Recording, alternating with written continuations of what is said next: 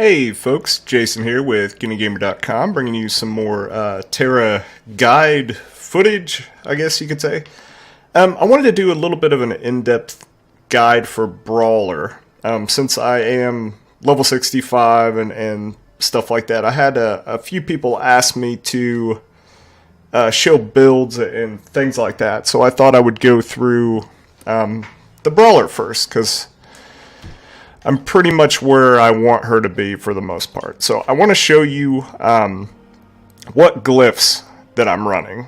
If you go here on Ground Pounder, I'm doing Ardent Ground Pounder, Energetic, and Empowered Ground Pounder.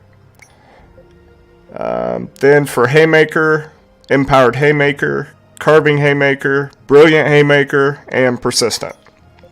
Roundhouse Kick, I'm doing Power Linked and Energetic. Pile Driver, I'm doing Empowered and Ardent. And Jackhammer, one of the most important skills for a Brawler. Jackhammer's like the best skill we have, pretty much. It pretty much increases damage and decreases monster endurance. So we're doing Empowered Jackhammer, Carving, and Ardent. Now for Growing Fury, Pumped and Energetic. The reason why I did that is I like to have Growing Fury up as much as possible. Obviously that's our bread and butter skill. That's what makes a brawler. So definitely want to have that glyphed correctly. So that's what I have for my skills. Let me go over. If you can see, I'm very, very low level, folks. I haven't done too much in terms of leveling. I myself run aggro crystals because. Sometimes I find that people will steal aggro from me. That just means I'm being very bad at Brawler. So, but yeah, in terms of the glyphs, definitely would do that. Now, I want to talk a little bit about how you should start a fight. What I do is I start out with Infuriate, or pardon me, Provoke, and then I run Infuriate. That's to get the boss's attention, and that'll make the threat table more in my favor, and then just start hammering away at him. I always start out with Jackhammer, obviously, because that's your debuff. And then, keep up the damage. Pretty easy. I tell you what, let's go ahead and pop in here, and I'll go over this a little bit better than what I was saying there. Tanking for Brawler is pretty fun. I actually like it better than Lancer. That's just me, though. But here, let me show you, folks. So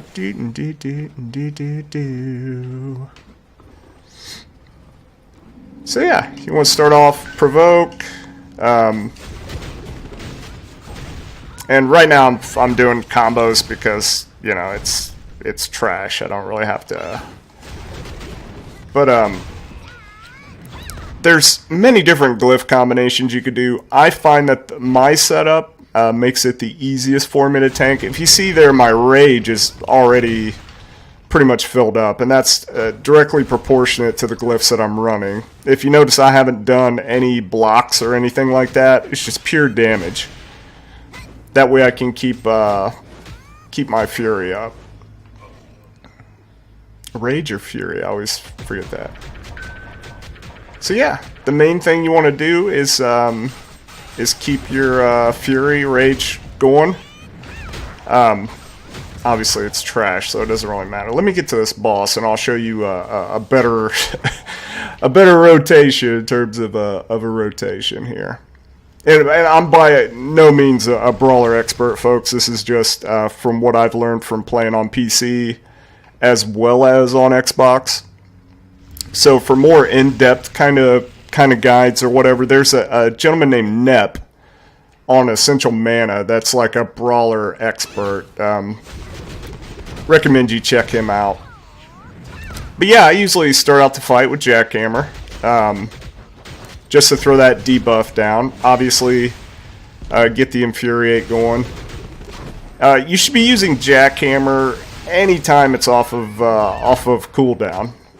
That is one of your best skills to be using. Pile Driver is a good skill. Pretty much just keep attacking. You should never have a time where you're not attacking the boss as a brawler. I mean, you should be consistently attacking. The good thing about brawler is most of their frontal attacks, if you're glyphed right and everything's going in your favor, most of them will block the enemy's attack. So you should never really have a time that you're not attacking the boss. Oh goodness, I gotta take my, let me get this, let me get the, okay, just to make sure. Ooh, let me get my pet out. And what I just did there, that's not good to do. I've done it twice now, and I meant to say something last time I did that. I'll show you how to pull, how to use that in a dungeon to pull mobs. What you really want to do is walk around, get all their attention, and then push them into a cluster. That's absolutely the best way to utilize that. Pardon me, folks. I'm getting blown up here. All right. And let's see here. Okay. All right. So yeah, Brawler's pretty self-explanatory. Not sure what else to really say. I guess what I could do is I'll leave a link in the description to Nep's guide if you want to look more into this. I think he does a little bit more theory crafting and stuff like that in terms of optimizing for Brawler. Oh, pardon my stuff's going off here, folks. Okay, so let's get in here. Did I go there? Oh my gosh. No! Run, run, run! Ah, I just missed it. Well, that was a noob. But yeah, Nep's guide's pretty good. But yeah, I'll show you the rotation again. Always start out with Provoke. Oh, wow! Nice! Then obviously you want to move the bosses back to the DPS. And that's pretty much it. Keep your Fury up. You really shouldn't have to block at all as a brawler if you have everything glyphed right and things like that. If you can see, I'm keeping my growing fury up pretty much the whole time, and I also have a ton of bonuses to my glyphs to help me get my fury up as soon as possible. So yeah, that's Brawler in a nutshell.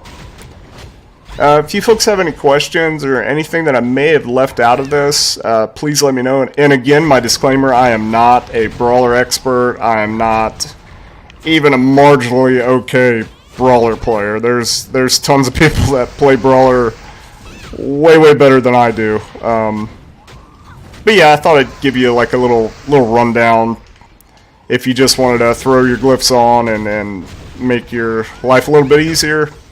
But yeah, I'll leave a link to that guide that I found helpful from Nep on Essential Mana. And with that, folks, I wish you well, and I do. And as always, a GG.